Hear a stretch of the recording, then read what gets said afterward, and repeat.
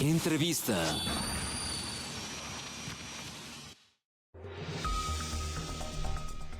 Estamos de regreso, vamos a ir a la línea telefónica, ya está en la misma Rubén Alonso González, periodista y académico, quien nos va a platicar acerca de la productividad de los diputados locales en Jalisco. Rubén, ¿cómo estás? Qué gusto saludarte, buenas tardes.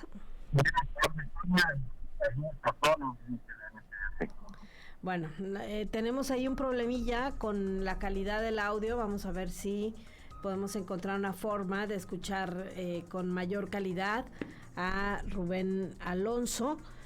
Bueno, pues él nos va, como le mencionaba, a compartir qué tanto ha funcionado nuestro Congreso del Estado. A ver, Rubén, te escuchamos, buenas tardes. Buenas tardes. Ahí pues está, perfecto. Mañana cumplen exactamente un año la actual legislatura, que entró en funciones el 1 de noviembre del año pasado. Un año muy particular que incluso en voz de legisladores, de manera particular el legislador Enrique Velázquez, en la sesión cuando entró el tema de la reforma constitucional en materia de Poder Judicial, hizo un señalamiento de que ya por cumplir un año no estaban haciendo prácticamente nada en el Congreso. Algo evidente si revisamos a simple vista qué ha producido el Congreso del Estado, pues vemos que nada, o prácticamente nada.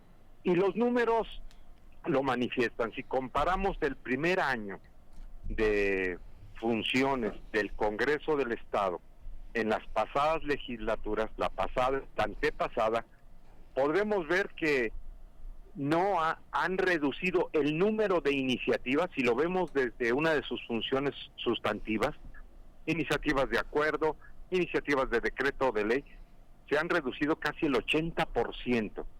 Pero no solamente se trata de presentar iniciativas que respondan a las necesidades de los y las jaliscienses, sino que éstas lleguen a buen término en primera instancia, es decir, que se discutan, se analicen y se aprueben cuando responden a una necesidad. Pues mira, de 999 iniciativas que han presentado los legisladores y las legisladoras, solo han aprobado el 24%. Y hablando que la mayoría de las iniciativas son de acuerdo legislativo, es esas famosas iniciativas donde se le exhorta a una autoridad a que haga determinada cosa, y luego cuando vemos las iniciativas de ley o de decreto, ahí nos vamos a encontrar, pues prácticamente la mayoría son iniciativas que son de forma innecesarias, por ejemplo las leyes de ingresos municipales, o el presupuesto de egresos que aprobaron en diciembre, ¿sí? Entonces, la aportación de las y los diputados ha sido marginal. Y otra muestra, o dos elementos más de muestra de las características de la actual legislatura. El plan de trabajo de la actual legislatura lo aprobaron hasta los primeros días de febrero. Es decir, tuvieron que pasar 3 meses para ponerse de acuerdo a qué se iban a dedicar o cuáles iban a ser sus objetivos, intereses y en qué le pondrían el foco. Claro, cuando uno ve el plan de trabajo son las generalidades y obviedades, pero temas particulares pues no aparecen. Un detalle que tiene esta legislatura es que aprobó una comisión especial para el tema de personas desaparecidas. Y si uno ve para qué ha servido, pues lo primero que ve uno es que prácticamente no han sesionado después de que la instalaron hace poco más de medio año, y ninguna incidencia. ¿En qué? En el tema para el cual la crearon. Por otra parte, el elemento más de fondo es, de todas las iniciativas que presenten los diputados y las diputadas, que supone responden a necesidades de la comunidad, pues cuando uno empieza a ver qué es lo que proponen, pues prácticamente ni siquiera inciden en la realidad que estamos viviendo. Esto sí resulta preocupante porque empieza uno a observar al Congreso como representantes populares, como representantes de la sociedad, que están como un poder para resolver, atender desde su campo, no es ejecutivo, sino legislativo, para responder a las necesidades problemáticas de la sociedad, de la comunidad, y pensemos Jalisco en toda su gran diversidad.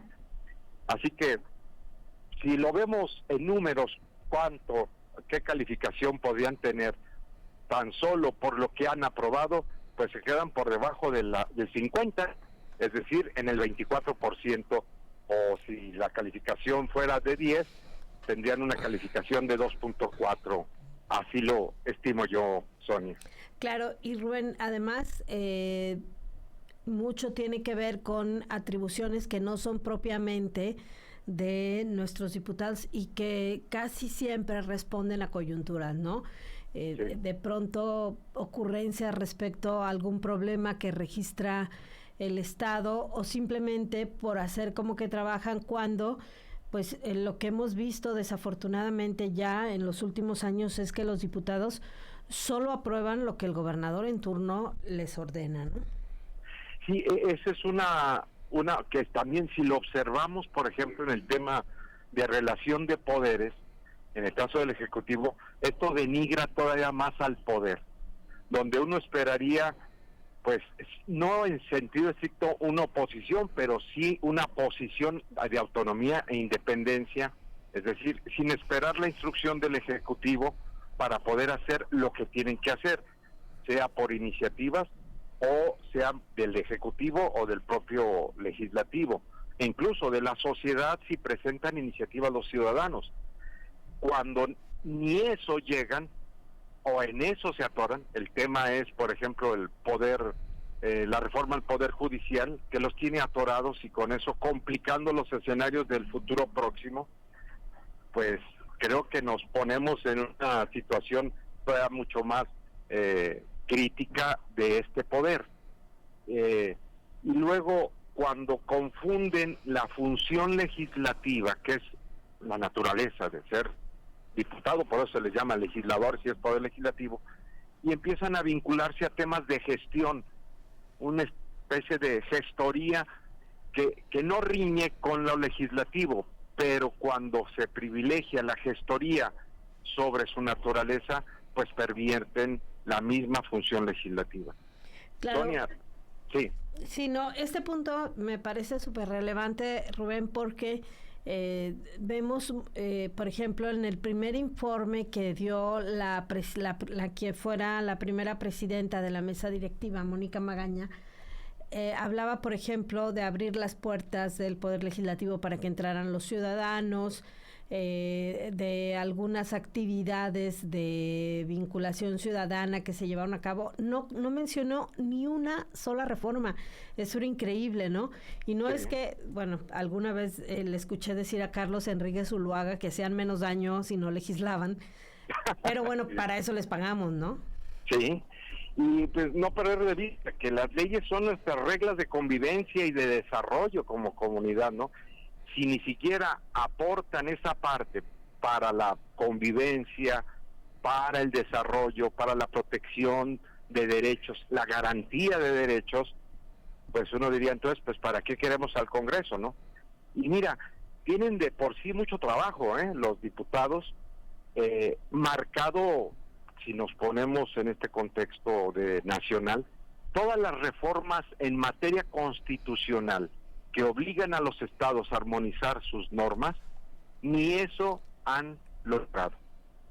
O sea, pensemos en el tema de acceso a la información, pensemos en el tema de simplificación administrativa, es decir, contra la burocracia, y no siquiera son los temas que pudieran afectar o beneficiar a la comunidad, a los ciudadanos. O sea, ni a eso llegamos. Es decir, ya tienen tarea, ni la tarea básica la cumplen, pudiéramos decir, como en primera instancia. Claro. Ahora, Rubén, sé que esto ya entraría en el territorio subjetivo. ¿Lo Sí. hacen por incapacidad o lo hacen por estrategia política? Pues en lo personal, mira, cuando uno los escucha, cómo se expresan, cómo son los debates, yo creo que falta altura y faltan algo de liderazgos fuertes en el buen sentido que puedan orientar a las mismas fracciones. Recuerdo en legislaturas pasadas empezaba esto a pervertirse al interior del Congreso y algunos diputados, los más avesados, los de mayor trayectoria legislativa, no solamente como parlamentarios, sino al momento de legislar, algunos ya fallecidos de estos diputados, decían, el Congreso se ha convertido en una coordinación, en ese momento eran 40, de 40 coordinadores. Es decir, nadie podía coordinar ni a su propia fracción. Y ahorita creo que ya estamos en una situación todavía mucho más radical. Tenemos 38 coordinadores y coordinadoras parlamentarias y creo que eso también obedece a falta de experiencia legislativa, falta de oficio político al interior del Congreso. No quisiera ponerlo ahora porque eso sería otro frente al Poder Ejecutivo, ¿no? Por ejemplo, ahí sería otro tipo de realidad, pero al interior ni siquiera para sacarlo interno. Puede ser que esto a lo mejor esté obedeciendo a la configuración de esta legislatura, que es una legislatura más polarizada por las posiciones y la misma integración, ¿no? Por supuesto. Y eso también, digamos, terminan anulándose, pero pues la política es para llegar a acuerdos, y entre más diversidad, creo que los acuerdos pudieran ser mucho más ricos, porque se aportarían visiones completamente distintas, más allá de posiciones o intereses de grupo, ¿no? Claro, pues ojalá que la conformación de este frente de la oposición por lo menos le dé un poco de calidad al debate y les permita sacar la chamba, ¿no, Rubén? Sí, sobre todo debate que muestren que son capaces de no solamente de debatir, no de descalificarse, sino de aportar ideas y tomar decisiones en donde más es su naturaleza, que es normas que nos ayuden a la convivencia, a la protección, a la garantía de derechos.